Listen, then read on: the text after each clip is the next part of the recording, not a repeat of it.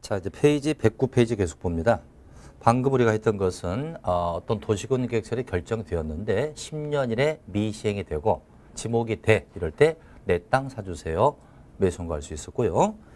이제 109페이지 보시면 맨 위에 괄호 5번 제목을 봅니다. 장기 미집행 도시군 계획설 결정의 해제 권고라고 되어 있죠. 자, 이것은 또 뭐냐면 이거예요. 도시군 계획설이 있었어요. 어떤 시설이 있었는데 이 시설이 지금에 와서 보니 설치할 필요성이 없어진 거예요. 예전에 설치하겠다라고 결정을 했는데 지금에 와서 보니까 그 시설의 필요성이 없어졌습니다. 또는 도로 깔겠다 결정했는데 10년 이내 미시행, 미집행되고 있다. 필요성이 없거나 또는 10년간 미시행한다면 그대로 방치할 수는 없지 않습니까? 이런 시설에 대해서 6인, 관할 지자체 6인이 지방의회에 보고를 합니다. 지방의회에 이런 시설이 있습니다라고 보고를 하면 이걸 받은 지방의회가 6인에게 그런 게 있니? 그러면 해제하면 어떠니라고 해제를 권고합니다.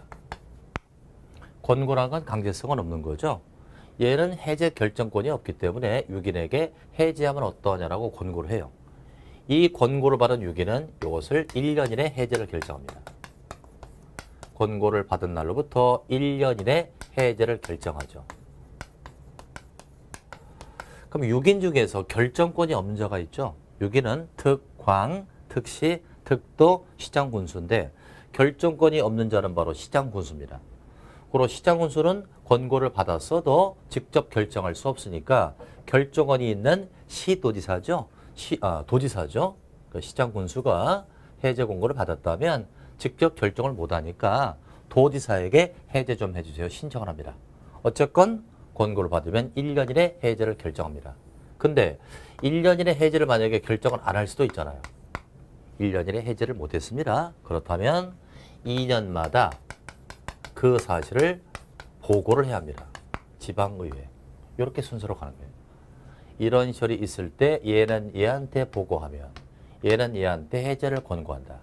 권고받은 얘는 1년 이내 해제를 결정해야 되는데 하지 못했다면 2년마다 그 사실을 지방의회에 보고한다. 자, 요거 한번 쭉 확인을 해보겠습니다. 자, 109페이지 1번이죠. 6인 확인하시고 6인은 그 도시군 계획설 결정이 고시된 도시군 계획 시설을 설치할 필요성이 없어졌다고 되어 있죠. 필요성이 없어진 경우를 할지 또 10년 지날 때까지 사업이 시행되지 않았다고 되어 있습니다. 자, 이럴 때는 다음의 현황이랄지 단계별 집행계획을 매년 해당 지방의회에 보고하라 그랬죠. 6인이 지방의회에 보고한다. 이제 2번 해제의 권고. 보고를 받은 지방의회는 6인에게 그 도시군 계획설의 결정에 해제를 권고할 수 있다. 지방의회가 6인에게 해제를 권고하는 거죠. 이때 지방의회는 장기 미집행 도시군 계획 시설 등에 대하여 해제를 권고하는 경우에 지방의회에 대한 보고가 지방의회 접수 날로부터 90일 내 해제를 권고하는 서면을 보내주는 겁니다. 얘가 이제 보고를 접수받았으면 90일 이내 해제를 권고한다는 거죠. 자, 이제 3번. 장기 미집행 도시군 계획설 등의 해제를 권고받은 지자체장이니까 6인입니다. 그 자는 상해 계획과 연관성이랄지 단계별 집행계획, 교통, 환경 및 주민 의사를 고려하여 해제할 수 없다라고 인정하는 특별한 경우를 제외하고는 해당 장기 미집행 도시군 계획 시설 등의 해제 권고를 받은 날로부터 1년 이내 해제를 위한 도시군 계획을 결정하라. 이제 6인이 권고 받았잖아요. 그럼 1년 안에 해제를 결정하라는 얘기죠. 자, 이제 그 밑에 줄 볼까요? 시장 군수는 직접 결정권이 없으니까 시장 군수는 도지사가 결정한 도시군 관리계획 해제가 필요한 경우에는 도지사에게 결정을 신청하는 겁니다. 그러니까 시장 군수는 직접 결정 못하니까 도지사에게 신청을 하고요. 이때 도시군 계획시설 결정에 해제를 신청받은 도지사는 특별 사유가 없으면 1년 이내 해제를 결정하라 그랬죠. 어쨌건 1년 이내 해제를 결정한다. 이제 4번. 지자체장이니까 6인입니다. 6인은 지방의회에 보고한 장기 미집행 도시군 계획설 등 도시군 계획설 결정에 해제가 되지 않았다. 그때는 2년마다 지방의회에 보고하라는 얘기죠. 1년 이내 해제가 결정 안 됐다면 2년마다 그 사실을 보고한다. 그래서 요 내용만 이렇게 정리를 하고요. 그리고 책을 가지고 확인을 하면 쉽게 이해가 될 겁니다. 자, 이제 괄호 6번을 또 봅니다. 이 괄호 6번도 제목을 보면 장기 미집행 도시군 계획 시설 결정의 해제의 입안 신청. 자, 이 내용은 또 이겁니다. 도시군 계획설이 있었어요. 이 시설이 10년 이내 시행이 되고 있지 않습니다. 10년 미집행. 그리고 동시에 말이죠. 단계별 집행계획이 수립이 안 됐어요. 단계별 집행계획이 수립되지 않았습니다. 자, 이 경우는 어떤 경우냐면 사업도 오랫동안 안 하면서 보상이나 재원 조달을 만들지 않았다. 이 얘기는 결국 사업에 대단히 불투명하다는 얘기죠. 이럴 때 토지 소유자, 그 지역 소유자는 입안자에게, 자, 여러분들 도시군 계획 시설도 도시군 관리 계획 가지고 결정하는 거 아니에요? 도시군 관리 계획 가지고. 그럼 입안하고 결정해서 이루어질 겁니다. 입안과 결정에 의해서 이 시설이 결정되겠죠. 그럼 일단은 입안자에게 이런 것들이 앞으로 필요가 없으니까 이것을 좀 해제를 해주세요라고 입안자에게 해제 신청합니다. 입안 해제 입안 신청. 소유자가 입안자에게 이거 해제를 좀 위한 입안을 좀 해주세요 신청합니다. 근데 얘가 안 했단 말 안 했다. 얘가 지금 안 했어요. 해제 입안 신청을 안 하고 있습니다. 그럼 얘보다 높은 자 결정권자죠. 결정권자에게 결정 해제를 신청합니다. 그러니까 소유자가 일단 얘한테 가서 저 필요 없으니까 해제를 위한 입안 좀 해주세요 신청했다. 얘가 안 해주네? 그럼 다시 이제 소유자가 결정권자를 찾아가서 저 결정을 좀 해제해주세요 신청한다. 얘도 또 안 들어주네? 얘도 안 들어주면 가장 높은 국토부 장관. 국토부 장관에게 요 결정 해제를 좀 할 수 있도록 결정 해제 심사를 요청합니다. 심사를 신청한다. 결정 좀 할 수 있도록 심사 좀 해주세요라고 신청하는 겁니다. 그러니까 결국 단계적으로 가고 있죠. 이러한 시설에 대하여 소유자가 입안자를 찾아가 보고 걔가 못하면 결정권자를 찾아가고 걔가 못하면 국토부 장관을 찾아간다. 이렇게 함으로써 이걸 좀 필요 없는 걸 없애자 이런 취지가 되겠습니다. 자, 그러면 6번의 1번부터 봅니다. 도시군 계획 시설 결정 고시로부터 10년 이내 그 사업이 시행되지 아니한 경우로서 단계별 집행계획이 없다고 되어 있어요. 이것은 10년 미시행에 단계별 집행이 동시에 없는 겁니다. 그때는 그 도시군 계획설부지로 되어 있는 토지 소유자는 그 도시군 계획설에 대한 도시군 관리계획 입안권자에게 그 해제를 위한 입안을 신청할 수 있다. 10년 이내에 시행되지 아니하고 단계별 집행계획이 수립되지 않은 동시에 있을 때 소유자가 입안자에게 해제를 위한 입안을 신청할 수 있다. 이때 2번. 도시군 관리계획 입안권자는 신청을 받은 날로부터 3개월 이내 입안 여부를 결정해서 소유자에게 알려주는 거죠. 근데 3번으로 가자. 해제 결정 입안 신청을 한 토지 소유자는 해당 도시군 계획설 결정의 해제를 위한 도시군 관리계획 입안되지 않았습니다. 자, 그때는 누굴 찾아간다? 오른쪽 페이지. 해당 도시군 계획설에 대한 도시군 관리계획 결정권자에게 그 도시군 계획설의 결정 해제를 신청할 수 있습니다. 얘가 안 해주니까 결정권자를 찾아가서 결정 해제를 신청할 수 있다. 이때 도시군 계획, 관리계획 결정권자는 신청을 받은 날로부터 2개월 이내 결정별을 결정해서 토지소유자에게 알려줍니다. 이게 4번. 해제 신청을 한 토지 소유자는 해당 도시군 계획 시설 결정이 해제되지 않았다. 그런 경우에는 국토부 장관에게 그 도시군 관리계획, 도시군 계획설의 해제 심사를 신청할 수 있다. 얘가 이제 또 안 해주니까 가장 높은 국토부 장관에게 그 결정을 해제할 수 있도록 심사 좀 해주세요라고 해제 심사를 요청할 수 있다는 거예요. 자, 이렇게 해서 지금 장기 미집행일 때 이런 경우도 있고 이런 경우도 있다는 거예요. 이것도 한번 체크를 해볼까 이렇게? 길게 이렇게 빼봤습니다. 요렇게 이제 뺄 수가 있고요. 자, 그 다음 마저 이제 7번으로 갑니다. 요것도 도시군 계획 시설 결정의 시류라고 되어 있는데, 그것도 땡땡하고요. 장기 미집행이라고 적으세요. 장기 미집행입니다. 오랫동안 시설을 결정했는데 오랫동안 집행되고 있지 않습니다. 여기 시류라는 말이 나오죠. 실효. 시효는 효력이 상실된다예요. 효력이 상실된다. 이것을 실효라고 얘기합니다. 그러니까 도로 깔겠다 결정했는데 장기간 집행을 하고 있지 않는다면 그 도로는 없는 거로 보겠다 이거거든요. 자, 그래서 내용을 보시면 도시군 계획 시설 결정이 고시된 도시군 계획 시설에 대하여 그 고시로부터 20년 밑줄 딱 치고 20년 될 때까지 그 시설 설치에 관한 사업이 시행되지 않았다고 되어 있습니다. 몇 년간 시행을 안 했다고요? 무려 20년. 시행하지 않았다. 그때는 그 도시군 계획시설 결정은 고시로부터 20년이 되는 그 다음 날 효력을 잃습니다.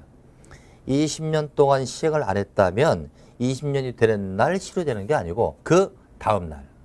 그래서 항상 그 기간을 채우고 그 다음 날 실효가 되는 거죠. 그래서 공법상 실효는 항시 다음 날이라고 있습니다.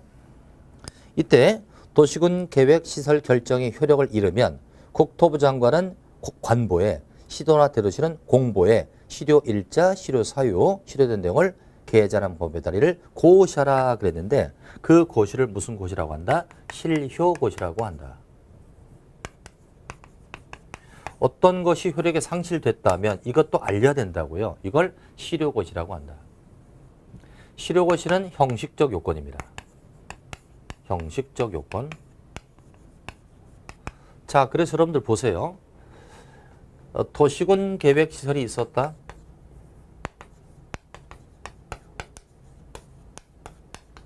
이것이 20년간 미시행, 미집행. 이때는 뭐한다? 실효가 된다.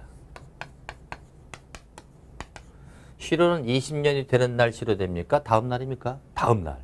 20년이 끝나는 그 다음 날 실효가 된다. 그러면 이 다음 날 자동적으로 실효가 되는 걸까요? 그렇죠. 20년이 될 때까지 시행을 안 했다. 공원 만들겠다 결정했어요. 20년 될 때까지 시행조차 안 하고 있다. 삽도들지 않고 있다. 그때는 20년을 채운 그 다음 날 공원 설치는 없어져 버립니다. 그럼 20년이 되는 다음 날 자동 상실인가요? 그렇습니다. 자동 상실. 자동적으로 없어집니다. 따라서 이 없어진 것을 알리는 것을 실효고시라고 하잖아요. 고시는 알린다잖아요. 실효고시를 하지 않아도 20년 되는 다음 날 자동 상실입니다. 따라서 이때 실효고시는 그저 없어짐을 알려주는 형식적 요건이지 이걸 안 해도 실효고시를 안 해도 다음 날 자동 상실됩니다. 실효고시는 그 다음이라도 언젠가라도 하면 되는 거예요. 문제가 이렇게 나와요. 20년간 집행되지 않았다. 그러한 도시군 계획서는 20년이 되는 다음 날 실효된다 그러면 맞습니다. 그런데 이 경우에 실효고시를 하여야만 실효된다 그러면 틀려요. 실효고시를 하지 않아도 다음 날 자동적으로 상실되고 실효고시는 그 다음이라도 며칠 뒤라도 하면 된다. 이렇게 해석하는 거예요. 자, 그래서 여기 지금 20년 이내에 시행되지 않았을 때 다음 날 그 시설 결정은 실효가 됩니다. 그럼 여기서 여러분들 아까 하나 또 있었죠? 매수원고? 도시군 계획설이 있어. 아까 했던 거, 첫 번째 했던 거. 도시군 계획 시설이 있었어요. 그런데 10년 미시행, 미집행이죠. 10년간 시행을 안 하고 지목이 되었습니다. 지목이 돼. 이게 동시충족이죠. 이럴 때 뭐 할 수 있다고요? 매수선고할 수 있다. 이게 또 하나의 사유가 됩니다. 이렇게 지금 네 가지가 나오는 거예요. 이렇게 지금 되게. 우리 책 순서에 이게 1번, 이게 2번, 이게 3번, 이게 4번이어서 네 가지가 나온 거예요. 공통점이 뭔지 보세요. 냈다다 장기 미집행이죠. 도로를 깔겠다 결정했는데 미집행되고 있는 거죠. 그럼 분석해보자. 이건 10년 미집행에 지목되면 매수선고. 이것은 20년 미집행이면 실효사유. 이건 지목이 뭐일 때일까요? 이것은 지목이 대가 동시충족인데 이건 지목과 무관합니다. 이것은 지목과 무관하다. 지목이 대가 아니라 할지라도 20년 미집행이면 이것은 실효가 됩니다. 또 요거 두 개 비교해 보세요. 둘 다 10년간 미집행을 했어요. 또는 요건 필요성이 없다면 보고를 하고 해제를 공고받을 수 있는 거고. 이것은 동시성이에요. 10년 미집행에 단계별이 만들어지지 않았다면 그때는 단계적으로 해제를 신청할 수 있다. 이런 거예요. 이 네 가지 집중적으로 분석을 해야 되겠죠. 그죠? 이렇게 함으로써 장기적으로 미집행되는 거에 대해서 국민들의 좀 불편과 손해를 좀 삭감시켜보자. 이런 개념이라 볼 수 있습니다. 현재 진도가 110일까지 맞춰진 거고요. 이제 한 장 넘기시면 112페이지가 되겠죠? 지구 단위계획구역 여기까지 오늘 할 겁니다. 하나만 더 하고 오늘 수업 마칠 거예요.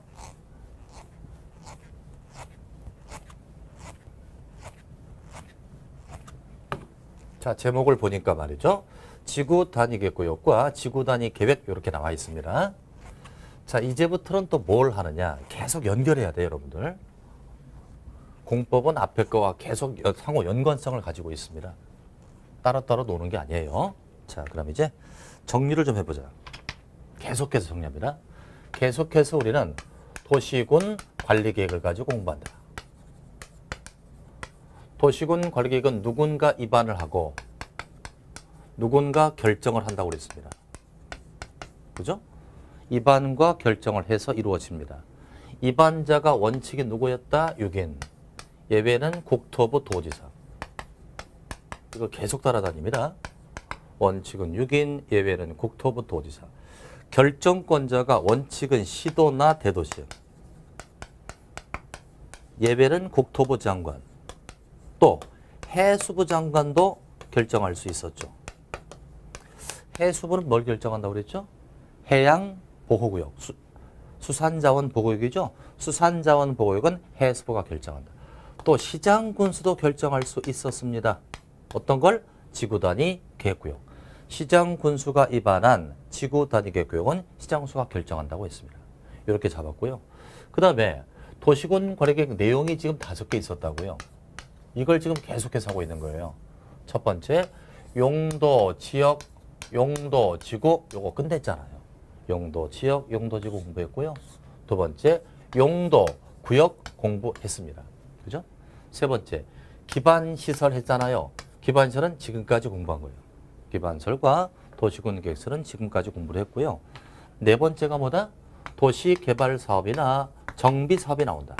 근데 도시개발사업이나 정비사업은 이 국토법에서 공부하는 게 아니라 이 해당 법에서 공부를 하게 되죠. 즉 도시개발사업은 도시개발법에서 공부하고 정비사업은 도시정비법에서 공부를 하니까 이건 다음 법에서 한단 말이에요. 다섯 번째가 뭡니까? 지구단위 계획과 지구단위 계획이잖아요. 요거 하는 거예요. 그렇게 해서 이제 교재 112페이지 지구단위 계획과 지구단위 계획은 맞추면 이제 도시군 관리계획 내용은 다 맞춰지고 있다. 지금 공부할 과업은 도시군 관리계획 내용 중에 마지막 파트인 지구단위 계획과 지구단위 계획을 공부하자 이거예요. 자, 그러면 우선 지구단위 계획구역이 나오고요. 이 구역에 맞는 계획에 따라 나오니 이게 바로 지구단위 계획입니다. 여러분들이 지구단위 계획구역 하면 굉장히 생소하거든요. 그냥 쉽게 설명을 드릴게요. 지구는 크다, 작다, 작다. 요건 도시적 전체가 아니라 일부 지역. 일부에 대해서 이 구역을 정하면 이 구역에 맞는 이 구역의 계획이 나와요. 이게 바로 지구단위 계획. 따라서 이 계획은 일부 지역의 상세한 계획, 상세 계획을 뜻한다. 그러니까 서울시 전부가 아니라 일부, 성남시 전부가 아니라 일부를 대상으로 한다. 자, 그럼 보자. 지구단위 계획구역의 중요한 건 지정 대상이 중요하다. 대상이 둘로 나눠집니다. 도시적에다가도 정할 수 있고요. 도시적 밖에도 정할 수 있다. 자, 전국의 용도 지역이 도관, 농자로 나눠지죠. 도시지역, 관리지역, 농림지역, 자연환경 보전지역인데 이 지구단위계획구역은 도시적에도 정할 수 있고요. 도시적 밖에도 정할 수 있다. 자, 그럼 이제 요 두 가지를 동시에 설명할 수 있는 것이 바로 제가 성남시를 예를 들겠습니다. 경기도 성남시가 있다.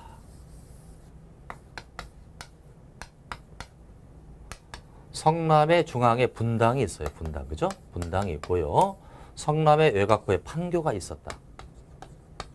이건 변두리에 있는 거고 이건 중심부에 있는 거예요. 그럼 성남은 하나의 시입니다. 성남도 6인적이라 볼 수 있죠. 특, 광, 특시, 특도, 시군에 들어가죠.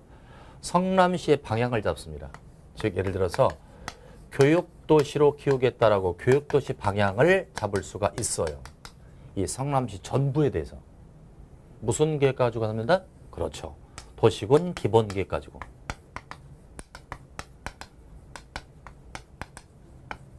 제가 그랬죠.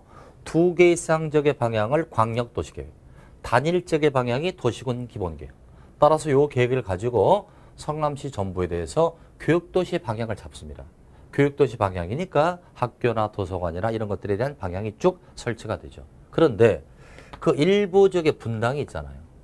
근데 분당에는 뭐가 많아요? 아파트 단지죠. 아파트가 많아. 이게 맨 아파트예요, 맨 아파트. 따라서 아파트가 많기 때문에 요 일부, 성남의 일부인 분당 아니겠습니까? 성남시 일부의 분당은 교육도시 방향을 갖고는 양호한 주거환경을 만들 수가 없잖아요. 근데 분당에는 아파트가 많으니까 양호한 주거 환경을 필요로 한단 말이에요. 양호한 주거 환경을 필요로 한다. 그러니 교육도시 방향과는 별개로 분당이라고 하는 이 지역에 특화된 지역을 딱 정합니다. 이 특화된 지역을 설정해서 양호한 주거 환경을 도모해 주자는 거예요. 이게 바로 지구단위 계획구역. 따라서 이때 지구는 성남시 전부가 아니라 일부인 분당을 대상으로 한다. 이렇게 볼 수 있죠. 일부죠. 그럼 이제 여기다가 지구단위 계획구역을 정했단 말이에요. 구역이 정됐죠? 지정됐으면 양호한 환경을 어떻게 만들 거냐라고 하는 계획이 따라 나옵니다. 이게 바로 지구단위 계획. 그죠? 지구단위 계획. 그 다음에 이제 판교입니다. 판교는 신도시 개발지역. 지금 이제 신도시를 개발했습니다만은 과거에 신도시를 개발할 땅입니다. 성남의 변두리니까 외곽부라고 봐야죠. 그럼 신도시를 개발하려면 기준을 완화해줘야 가능합니까? 강화해줘야 가능합니까? 기준을 완화하고 풀어줘야 신도시 개발 가능하죠. 그러려면 교육도시 방향을 갖고는 신도시를 개발할 수가 없어요. 특화된 지역을 딱 설정해서 이 특화된 지역을 지구단위 계획구역을 정합니다. 그런 다음에 거기에 맞는 지구단위 계획이 따라 나오죠. 요 계획에 의해서 신도시를 개발하기 위해서 기준을 어떻게 풀어줍시다. 이렇게 상세한 계획을 잡아주는 거예요. 자, 그러니까 이제 지구단위 계획할 때 지구는 크다, 작다, 일부 지역을 대상으로 한다. 성남이나 성남의 분당이나 또는 판교를 얘기한다. 그래서 도시지역 내에 정할 때는 저 분당을 생각하세요. 즉 이것은 개발이 가능한 곳. 개발이 가능한 그곳을 살기 좋고 양호하게 만들기 위해서 이 구역이 지정됩니다. 도시적 밖은 저 판교를 떠올리라고요. 이건 신도시 개발지. 신도시 개발지에 신도시를 원활히 개발할 수 있게 지구단위 계획을 정해 주는 겁니다. 그럼 이게 정되면 맞바로 여기에 맞는 계획이 따라 나와요. 그럼 이 계획을 가지고 기준을 완화해 주겠어요? 강화해 주겠어요? 기준을 완화해 주어야 양호한 환경이랄지 신도시 개발이 가능하지 않겠느냐. 그래서 이 완화 내용을 보면 건폐율을 완화할 수 있는데 건폐율은요 최대 1.5배까지 완화해 줍니다. 두 번째 용적률을 완화할 수 있는데요. 이것은 200%니까 최대 2배까지 완화해 줄 수 있다. 세 번째 높이 제한을 완화할 수 있다. 높이 규제를 무려 1.2배를 풀어줄 수 있다. 또 부설 주차장을 만땅 100%까지 완화해 줄 수 있다. 무슨 얘기냐면 과거에 개발됐던 신도시들은요. 지구단위 계획이 없었을 때입니다. 지금의 구도시를 가보면 굉장히 뭡니까? 주차장이 굉장히 협소하죠. 근데 요즘에 만들어진 신도시가 가보죠. 뭐 예를 들어 광명, 평촌, 분당 이런 데 가면은 굉장히 환경도 좋고요. 공원도 잘 설치가 돼 있고요. 일산 같은데 잘 설치가 돼 있고 주차장이 넓게 확보가 돼 있죠. 이것은 바로 이 구역을 정해서 특화된 지역을 설정해서 양호한 환경이랄지 신도시 개발을 원활하게 해준 겁니다. 그래서 이 구역을 정하고 계획이 나와서 이 계획을 가지고 기준을 풀어주기 때문에 가능하다. 이렇게 이해하는 거죠. 그래서 일단은 계략적인 틈을 좀 잡아보도록 합니다. 자, 110페이지. 의의부터 볼까요? 지구 단위 계획이란 도시군 계획 수립 대상 지역의 일부 그랬습니다. 일부에다 동그라미. 그 지역 전체를 대상으로 한 일부죠. 지구는 작다고 했습니다. 일부에 대하여 토지 이용을 합리화하고 기능을 증진시키고 미관을 개선하고 양호한 환경을 확보하니 이게 바로 도시역 일대 얘기입니다. 분당을 떠올리시고요. 또 그 지역을 체계적 계획적으로 관리한다. 이건 판교를 떠올려야죠. 도시적 박계를 뜻합니다. 계획적 체계적 관리를 위해서 수립하는 도시군 관리계획을 말한다. 02번 지구 단위 계획의 지정을 볼까요? 1번 임의적 지정 대상으로 되어 있습니다. 국토부 시도 시장 군수는 다음에 해당하는 지역의 전부 또는 일부에 대해서 도시군 관리로 지구 단위 계획을 정할 수 있다. 자, 누가 정한다? 국토부 시도의사 시장 군수까지 나오죠. 도시군 관리계획의 내용이었습니다. 도시군 관리계획 결정권자가 이 구역을 정할 겁니다. 근데 이 구역은 시장 군수도 결정할 수 있다고 했잖아요. 시장 군수가 입안한 지구 단위계획 구역은 시장 군수가 결정할 수 있다고 한 거예요. 그래서 결정은 국토부, 시도지사, 시장 군수까지 나옵니다. 그래서 박스에 1번부터 11번까지 잔뜩 나오죠. 요 11개 저기 바로 이 구역을 정하는 대상인데 이게 시험 문제 나오면 굉장히 어려워요, 여러분들. 아주 쉽게 답을 찾는 방법, 박스 위에다가 이렇게 적으세요. 개발이 가능한 거예요. 개발이 가능하기 때문에 양호한 환경을 만들어주기 위해서 이 구역을 정할 수 있다는 거예요. 개발이 할 수 없는 곳은 지정할 수 없어요. 개발이 가능한 곳인데 박스 1번에 용도지구랄지 2번에 도시개발구역, 3번에 정비구역 다 개발이 가능한 곳이죠. 4번에 택지개발지구 다 개발이 가능합니다. 5번에 대지조성사업지구랄지 6번에 산업단지, 7번에 관광단지 이렇게 쭉 나오죠. 개발이 가능하니까 양호하게 만들 수 있지 않느냐. 8번 마저 봅니다. 개발 제한구역, 도시자연공원구역, 시가와 조정구역, 공원에서 해제되는 구역, 해제하라 밑줄. 자, 개발 제한구역부터 공원까지를 보면 다 규제가 강한 지역이죠. 거기서 해제가 됩니다. 해제가 되니까 개발이 가능할 수 있고 지정 대상이 될 수 있다는 것이죠. 또 녹지 지역에서 주, 상, 공으로 변경되는 지역입니다. 그렇습니다. 녹지는 보존의 지역인데 이것을 주거, 상업, 공업이라고 하는 개발지로 바꾸니 개발이 가능하지 않느냐? 지정 대상이 될 수 있다는 겁니다. 그래서 요 11개는 따로 외우지 마시고요. 개발이 가능한 곳이 대상이다. 이렇게 알아두시고요. 자, 오른쪽 페이지 갑니다. 괄호 2번. 필수적 지정 대상이니까 반드시 정하는 거죠. 그때가 지정하여야 한다로 끝날 겁니다. 자, 국토부 시도시장 군수는 다음에 해당하는 지역에 대해서 지구 단위 계획을 지정하여야 한다. 하여야 한다. 밑줄. 반드시 정하니까 필수적 지정 대상, 의무적 대상이죠. 자, 박스에 의무 대상이 나옵니다. 1번 정비구역과 택지개발지구에서 사업 끝난 후 10년이 지났다. 그렇습니다. 정비구역이나 택지개발지구는 사업지구입니다. 사업을 끝나고 10년이 지났으면 그 동네는 굉장히 더러워졌을 거예요. 반드시 정해서 양호하게 만들자. 자, 외우는 방법. 정비구역 정에다가 동그라미 딱 치고 택지개발지구 택에다 동그라미 딱 치고 10년 지났대요. 10년에 동그라미 딱 시작. 정택에는 10살이다. 이렇게. 정택에는 나이가 10살이에요. 정택에는 10살이다. 이렇게 외우시고. 두 번째. 체계적 계획적 개발 관리가 필요한 다음에 30만 이상의 다음이죠. 가번 보면 시가와나 공원에서 해제가 되면서 30만 이상이라든지 나번 녹지 지역에서 주, 상, 공으로 변경되며 30만 이상은 반드시 정하자. 그래서 의무 대상이 4개 나오죠. 정택이 10살에서 2개 나왔고 또 시가와나 공원에서 해제가 되며 또는 녹지를 주상공으로 바꾸면서 얼마 이상? 둘 다 30만 이상 이럴 때 지정 대상이 될 수 있다. 이렇게 오죠. 그래서 하나, 둘, 셋, 네 가지가 나옵니다. 지정하여야 한다. 이렇게 돼야 되겠고요. 자, 넘겨주시고요. 이제 114페이지 보시면 지구 단위 계획 구역은 도시적 바깥에 조정할 수 있다고 그랬죠. 그래서 바로 3번 제목을 보시면 도시적 외의 지역에서 지정 대상이라고 했는데 거기다 땡땡 하시고요. 신도시 개발지라고 적으세요. 도시적 바뀔 때는 바로 신도시 개발지가 그 대상이 될 것이다. 이 경우는 굉장히 복잡해요. 그래서 이번 기본 과정에서는 이걸 하지 않습니다. 그죠? 도시적에는 개발이 가능한 곳, 도시적 바깥쪽은 판교를 떠올리자 신도시 개발지를 대상으로 구역을 정할 수 있다. 이렇게만 알아두세요. 여기에 대한 구체적 사항은 다음 파트에서 하겠다 이거예요. 자, 한 장을 잠깐 넘겨주시고요. 이제 117페이지 보겠습니다. 117.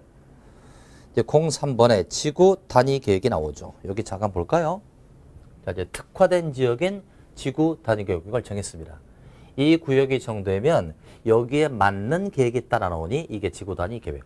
따라서 구역을 만들었는데 일정 기간 내 계획이 안 따라 나오면 이 구역은 실효가 됩니다. 그게 3년이에요. 구역이 정됐다 3년 안에 지구 단위 계획이 수립이 안 되면 실효가 됩니다. 구역이 실효가 되는데 그날 실효돼요? 다음날 실효돼요? 다음날. 3년 되는 그 다음날 지구 단위 계획은 없어진다 이 뜻이에요. 3년 기억해 주셔야죠. 그럼 지구 단위 계획은 말이에요.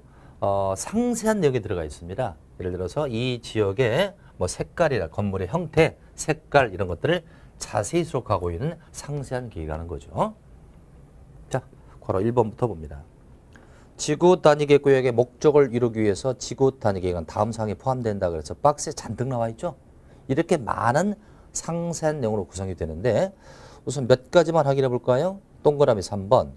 도로로 둘러싸인 1단의 지역이니까 조그만 지구입니다. 지구를 대상으로 하고요.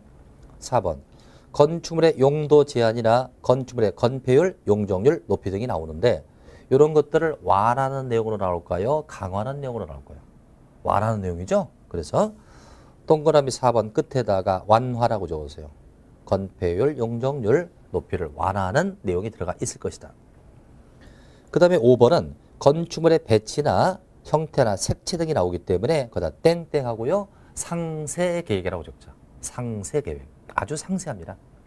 이 계획이 수립되면요. 이 지역에는 빨간 집 못 줘요. 네모난 집 못 줘요. 이렇게 형태나 색깔을 규제하고 있다는 겁니다. 자, 박스를 빠져나와서요. 괄호 3번으로 쭉 내려오십시오. 자, 괄호 3번에 제목을 좀 봅니다. 지구 단위 계획의 수립 기준 나오죠. 기준에다 동그라미. 기준은 누가 정한다고요? 국토교통부 장관이죠. 공식이라고요. 공법상 기준이 나오면 무조건 국토부 장관입니다. 그래서 지구 단위 계획의 수립 기준은 국토교통부 장관이 정한다. 넘겨주시고. 그럼 요 계획에 의해서 기준을 완화한다고요? 강화한다고요? 완화한다. 그래서 그로 4번 제목을 보는 완화 적용이라고 되어 있죠. 완화에다 동그라미 딱 시작. 그래서 이제 밑에 파란 네모칸을 보면요. 이제 오른쪽 페이지 잠깐 보세요. 119페이지. 그 파란색 네모를 보면 건폐율을 완화할 때 공식 나오고요. 용적률 또는 높이를 완화할 때 공식이 나오는데 우리 시험에 나온 적도 있습니다. 그런데 이건 너무 구체적인 내용이라 하지 말자고요. 지구 단위 계획구역은 출제가 될 때 난이도가 상중하의 난이도로 나오는데 가끔 10년에 한 번씩 엉뚱한 게 하나씩 나와요. 최근에 나왔으니까 배제하시고요. 가급적 쉽고 중간급으로 나옵니다. 그러니까 공부를 너무 어렵게 해서 빠지지 마시고 무조건 한 문제는 나오는데 쉽고 굵직하게 나온다. 그래서 일단 기본 과정일 때 이 정도 심화해서 좀 더 살을 붙이면 충분히 득점할 수 있습니다. 이런 세밀한 계획까지 외우고 전혀 할 필요가 없어요. 자, 이제 한 장을 잠깐 넘겨볼까요? 이제 완화되는 내용을 좀 보고 가는데요. 120페이지 나왔죠? 자, 동그라미 5번 제목 보세요. 높이 제한 완화 밑줄 딱 치고. 높이 제한을 완화하죠? 120% 보입니까? 120%가 1.2배를 완화한다. 6번. 주차장 기준을 완화해준다고 그랬죠? 거기 100% 나오죠? 법에서 정한 최대한도로 완화될 수 있다는 거예요. 100%. 그럼 7번 내려와 봐요. 완화하여 적용되는 건폐율 용적률은 해당 용도지역에 또는 용도지구에 적용되는 건폐율 150%, 용적률 200%를 초과할 수 없으니 건폐율은 최대 150%니까 1.5배, 용적률은 최대 200%니까 2배까지 완화할 수 있다는 거예요. 그래서 다 정리를 한 겁니다. 지구 단위 계획 가지고 기준을 완화해 주는데 건폐율은 1.5배, 용적률은 2배까지, 높이자는 1.2배, 부설 주장은 100%까지 완화하는데 여기서 이렇게 보시자고 여러분들. 제가 여러분들하고 약속을 할게요. 요 세 가지.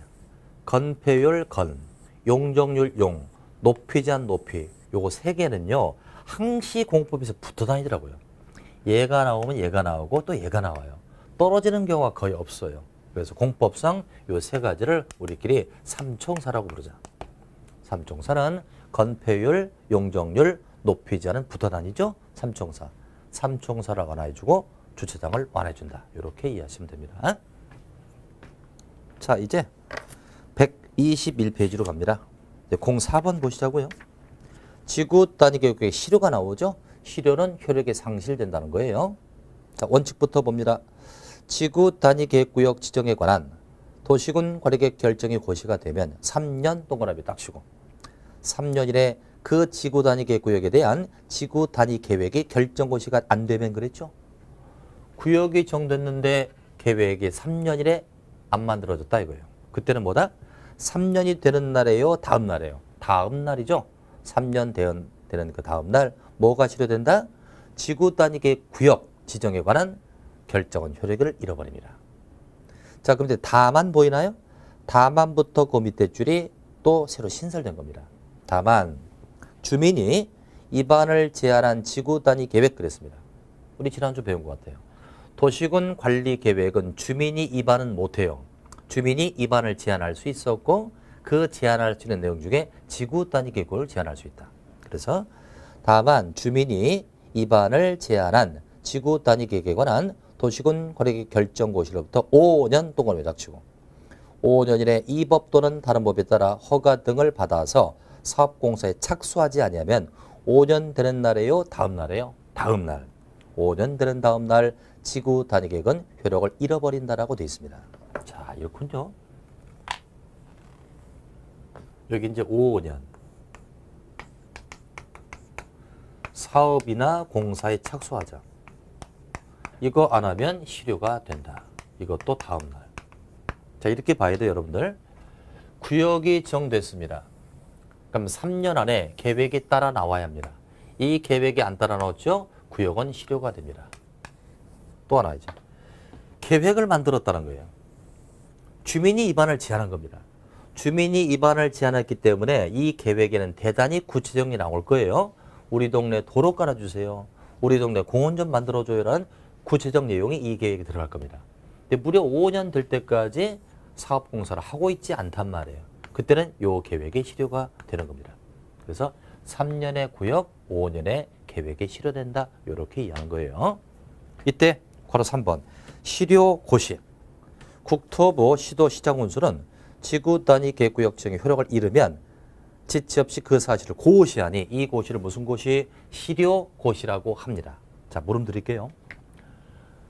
지구 단위 계획 구역입니다. 구역이 정됐다. 3년 안에 지구 단위 계획에 따라 나오지 않으면 3년 되는 다음 날 이 구역은 실효가 되는데 자동 상실이에요? 실효 고시를 해야 돼요. 자동 상실이죠? 자동으로 3년 되는 날 이 구역은 없어져요. 그러나 그 사실을 알리기는 알리자. 이게 바로 실효 고시예요. 따라서 실효 고시를 하지 아니하여도 3년 되는 날 다음 자동 상실입니다. 고시는 그 후에라도 하면 되는 거예요. 또 마찬가지예요. 계획이 만들어졌는데 이 계획에는 사업에 대한 내용이 들어간다고요. 근데 5년 될 때까지 사업공사를 착수하지 않는다면 이 계획은 5년 되는 그 다음 날 실효가 된다. 이때 실효고시를 해야만 실효되는 거 아니죠? 자동적으로 다음 날 실효가 됩니다. 다만 그 뒤에라도 고시는 해서 국민에게 없어진 걸 알려주자 이런 의미예요. 자, 그래서 오늘 강의는 여기까지인데 배운 게 꽤 많습니다. 자, 도시군 관리계획 내용이 5개 있었어요. 용도 지역지구와 용도 구역은 지난번에 했습니다. 오늘은 세 번째부터 한 거죠. 기반시설 공부했고요. 그리고 사업 두 가지는 그 법에서 할 거고 지구 단위 계획까지 공부를 한 겁니다. 그럼 이제 다음 주부터는요. 페이지가 128페이지인데 이제 개발에 관한 부분이죠. 지금까지는 계획에 관한 부분을 다 했고요. 이제 어려운 거 다 끝났습니다. 다음 주부터 개발에 관한 계획을 가지고 또 공부를 하겠습니다. 자, 오늘 장기간 어려운 내용을 공부하시느라고 수고 많으셨고요. 이런 식으로 하나하나 쌓아가면서 합격일에 다가서고 있다. 이런 자신감을 가지고 열심히 하시기 바랍니다. 오늘 수고하셨습니다.